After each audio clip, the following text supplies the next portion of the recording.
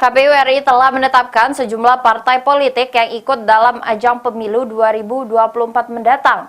Untuk bisa menjadi pemenang dalam ajang pemilu 2024, Badan Pemenang Pemilu atau Bapilu Partai Gerindra Sumsel telah menyiapkan sejumlah strategi di Kabupaten Kota Sumsel. Badan Pemenangan Pemilu Partai Gerindra Sumsel menyiapkan sejumlah persiapan agar pada pemilu 2024 mendatang, partai yang dipimpin oleh Ketua Umum Prabowo Subianto ini bisa menjadi pemenang. Salah satunya saat ini Badan Pemenangan Pemilu atau Bapilu Partai Gerindra Sumsel melakukan rapat kerja.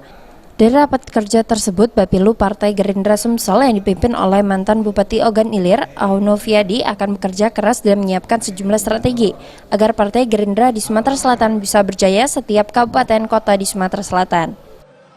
Setelah seminar, kami mengadakan rapat komisi, yang mana Bapilu mempunyai 7 koordinator yang kami sebut adalah 7 roda Partai Gerindra untuk memenangkan kompetisi pemilu.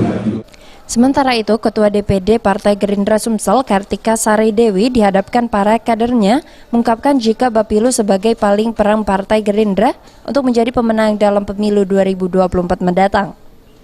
Kartika sendiri merasa yakin jika pada pemilu 2024 mendatang Partai Gerindra akan berjaya dan menjadi pemenang di Sumatera Selatan karena semangat juang para kadernya. Jelas sangat besar dan kami yakin akan jadi pemenang. Kenapa saya bilang begitu? Dilihat saja dari semangat juang seluruh kader-kader Partai Gerindra. Dan apalagi dengan ditetapkannya nomor urut 2, nomor urut yang sama pada pemilu yang lalu, memudahkan kami dalam mensosialisasikan Partai Gerindra. Terkait dengan nomor urut 2 yang diperoleh oleh Partai Gerindra dalam pengundian di KPU RI, Kartika mengungkapkan akan memudahkan partainya untuk melakukan sosialisasi ke warga.